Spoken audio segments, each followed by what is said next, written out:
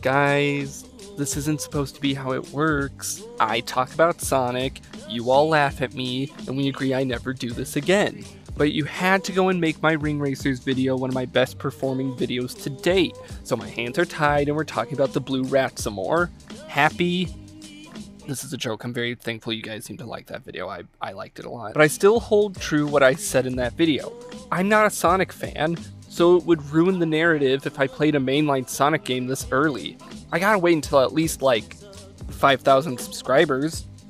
Wink, wink, wink, wink, wink, wink. So until then, we're going to look at a few of the weird ones. Now, maybe the hardcore Sonic fans, the games I'm going to look at aren't that weird, and maybe I'm picking really basic bitch-ass choices, but to keep with the theme of me not knowing the intricacies of the franchise and to keep all the opinions I say my own, I didn't want to go researching into what other people think are the weirdest or worst Sonic games. I just looked up some semi-obscure ones and came back with a small smattering. First up on the docket of hate, Sonic R. Sonic R is a racing game released on the Sega Saturn, where you forego the traditional staple of the racing genre by having most of the characters be on foot instead of in vehicles. This looks natural and makes sense for Sonic, but the fact that Tails and Knuckles can keep up with him in the context of this game is strange. They also kinda just gave up on Amy and Eggman, which is really stupid. They're cowards, we know he can run. Right off the bat, I want to give some praise to the art because these models are so fucking cute. I love them more than I will ever love any of you. They look like little dolls, and the way they're animated is just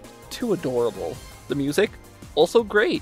Extremely cheesy, but still great, although I wish there was a bit more variety in the genre or tone. They all kinda sound the same after a while. Last but not least, the gameplay.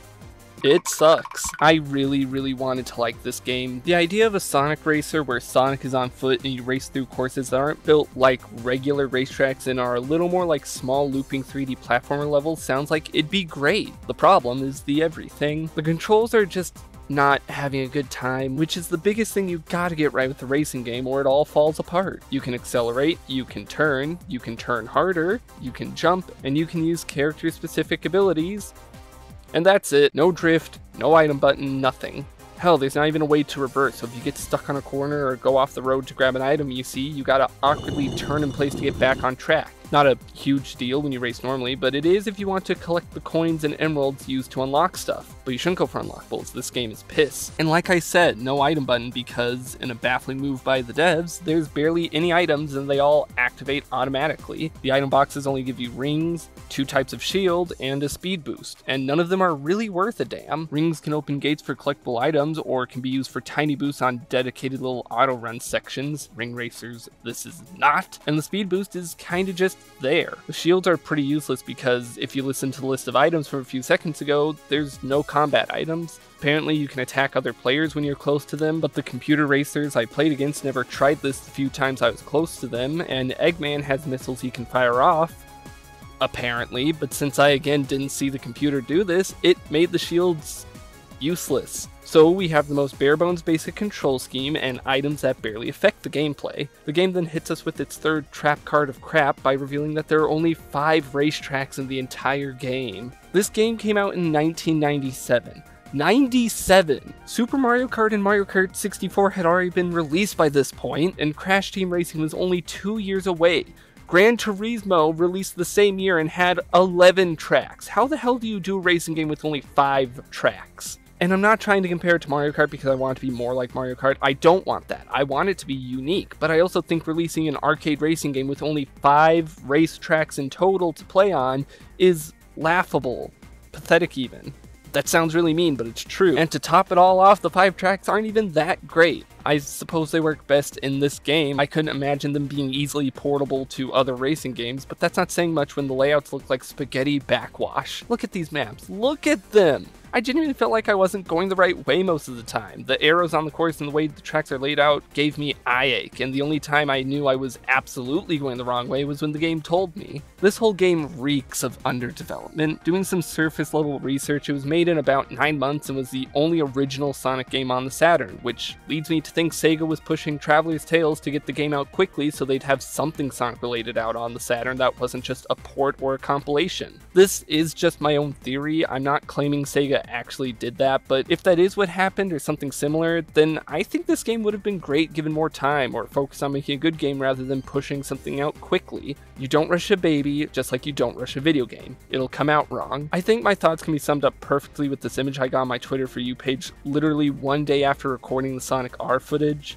Sonic fans be like, no, this game's actually really good if you play the fan-made PC port instead, install a bajillion mods, and think about the potential it had, and hey you! Give me like 10 seconds to tell you that I have a Ko-Fi. Coffee? I don't know how to pronounce, but if you like what I do and want to support me, you can drop $1 or $2 through there. I promise I won't use it for anything illegal. Back to Rat. Sonic Spinball is next. It released on the Genesis in '93 and the Game Gear in '94, and you'll never guess which one I prefer. You'll never guess. Take Pinball, take Sonic, make them do unspeakable things in a bedroom, and you get this game. Playing the Genesis version first, and first impressions are solid. Good music, good sprite work, pretty okay controls. It's Pinball, kinda hard to screw up the controls here, but it's a little unique by the fact you can actually control Sonic a bit. It's not full control, you can't redirect yourself completely in the air, but when you have hang time after hitting off a flipper, you can nudge a bit left and right. And there's a few sections where you can actually just control Sonic like normal. He doesn't feel too good to control in these sections, but it's ambitious that Sega would be the first to implement platforming into Pinball. Where this game loses me is the cramped and confusing level design. This isn't normal Pinball where you're supposed to just get a high score and go for as long as you can like in the bedroom. There's a progression system to collect the Chaos Emeralds and beat a level boss, like in my bedroom. The problems start, however, when the game asks you, with pinball controls that are not the best, to try and figure out anything with no helpful input. The top of the screen keeps flashing random words that have zero context and don't help in the slightest. Safety lids open. Worm bagged. Worm bagged. Worm bagged. I lied, this is the greatest video game man has conceived. I spent a very long time trying to figure out what things I had to do in what order to make any semblance of progress, all while the game randomly screams about worms and clucks, and every time you die you get this genuinely off-putting laugh sound from who I can only presume is Satan himself. What?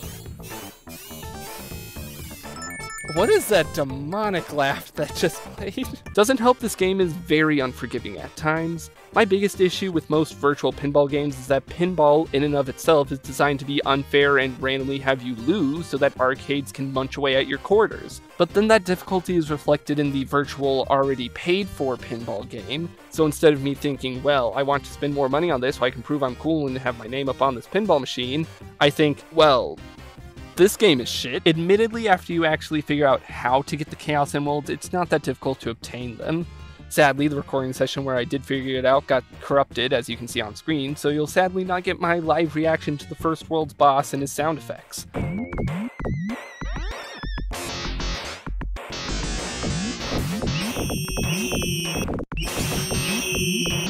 Creepypasta writers, take note. After the first world, I kinda got bored and thought, you know what would be funny? What if I played Spinball on a system with far less computational power? And then Sonic Spinball on the Game Gear appeared in my living room and it held me hostage. Game Gear Spinball is about the same as regular Spinball, just smaller. Sprite work is adorable, honestly. The music is really quiet but not bad, and in a stunning change, the level is somehow easier to handle. Although they're still kind of cramped, due to it being on a smaller screen, they clearly want to streamline the levels a bit more, make it a little clearer on where you can and can't go, or where you should go. It still has the issue of not having a good idea of where I am in the conjunction to the wider pinball board, and it runs at a bit of a less than smooth frame rate, but hey, I was able to get the Chaos Emeralds a lot easier than in the Genesis version, and even managed to see the boss without OBS crapping itself. It was kind of disappointing after seeing the nightmare fuel of the Genesis boss though. All in all, Sonic Spinball is just okay.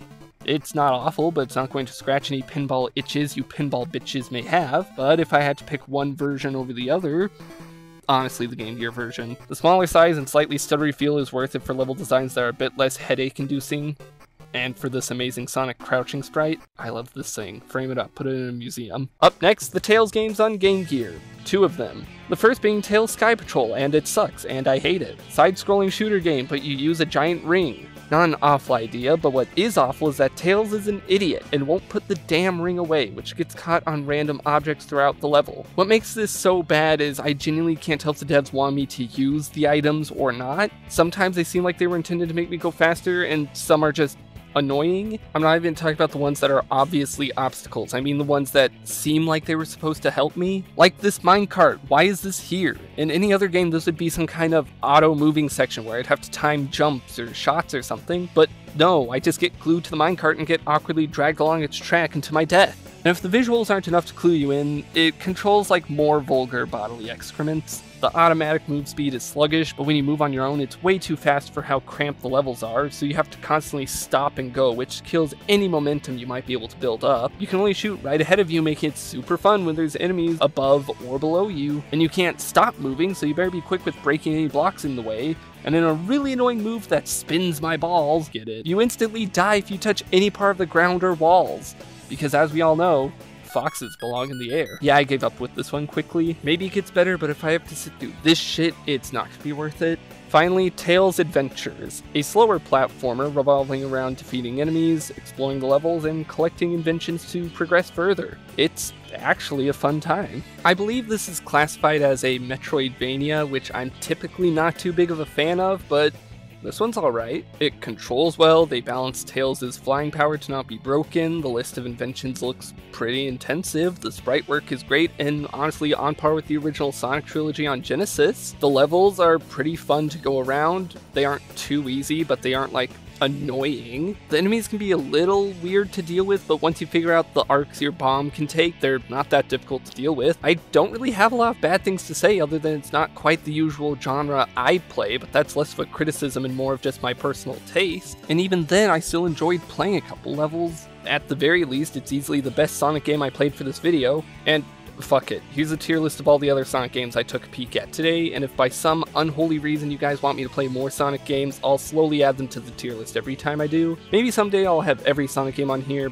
but for now, I think this is a good closing point. Ending it on a Sonic game that I actually like that isn't fan-made.